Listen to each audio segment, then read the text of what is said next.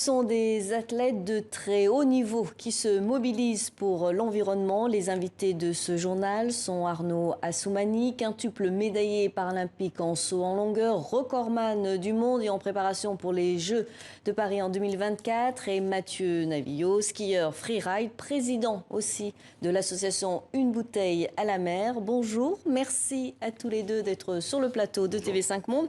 Alors Mathieu Navillot, je commence avec vous. Vous avez créé l'association Une bouteille à la mer, c'est une association, je le disais, qui s'engage pour l'environnement et la planète. Mais encore, est-ce que vous pouvez nous expliquer?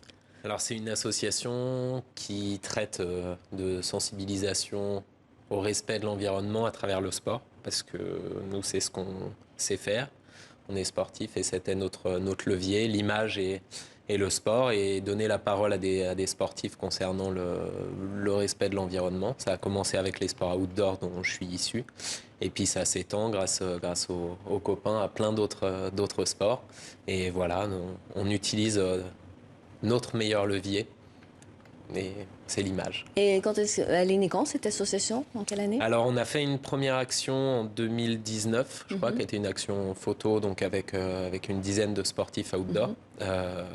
Et de ça, on s'est dit que puisqu'on était bien écoutés et que ça fonctionnait plutôt bien, on allait continuer à essayer de parler aux gens à travers des caractères du sport qui sont riches de beaucoup de choses, loin d'être parfaits, et le faire avec le sourire sans moraliser, essayer d'avancer ensemble.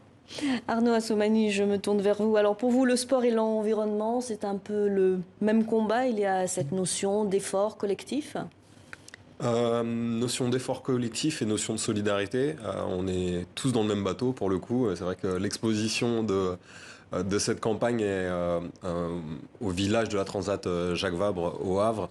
Et on a besoin effectivement de serrer les coudes, d'être ensemble, de sensibiliser, mais aussi de pouvoir agir. Et au final, il n'y a pas de petites actions. Lorsqu'on est, dans le sport, on peut énormément s'améliorer. Il y a plein de paradoxes. On peut vouloir justement améliorer les choses pour le futur.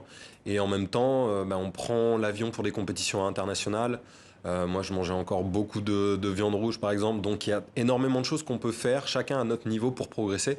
Et c'est vraiment le message. Effectivement, avec Mathieu, on se connaît, on est amis. Ça peut paraître beaucoup plus naturel pour les sports outdoor, d'extérieur, voilà, parce qu'ils sont plus proches de la nature. Mais en réalité, on est énormément de championnes et de champions à être concernés.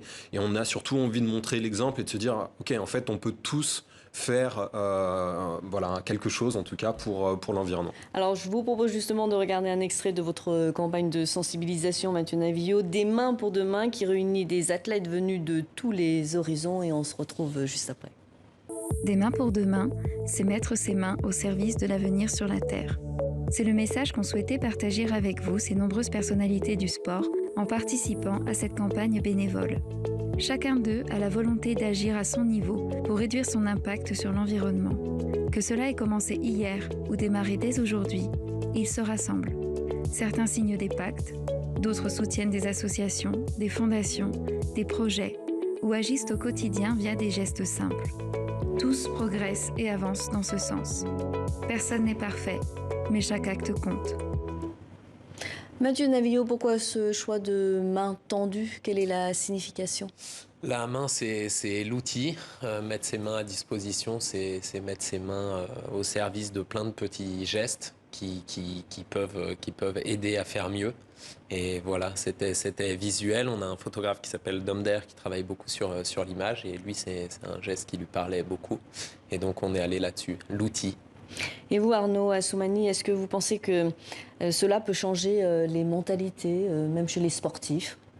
Alors, changer, peut-être pas, faire progresser et évoluer ensemble, je pense que c'est essentiel. On a besoin, en tout cas, que ça parte des gens, du peuple, parce que si on a envie de faire bouger les choses, il y a la COP26 en ce moment, il y a beaucoup de postures quand même, que ce soit de la part d'industrie, de la part de politique. Donc à un moment, c'est à nous aussi de prendre en charge notre avenir, notre futur. Et il y a des millions de personnes qui suivent tous ces sportifs et sportives. Et à un moment, c'est à nous aussi de montrer l'exemple et de se dire on peut y aller ensemble. Et puis, il n'y a pas de, comme tu le disais tout à l'heure, il n'y a pas de moralisation vraiment derrière. On peut tous progresser. Merci pour ce message et merci à tous les deux pour cet entretien. Et avant de se quitter, sachez que ces photos de sportifs réunis par votre association sont exposées sur le village de la Transat Jacques Vabre au Havre jusqu'au 7 novembre.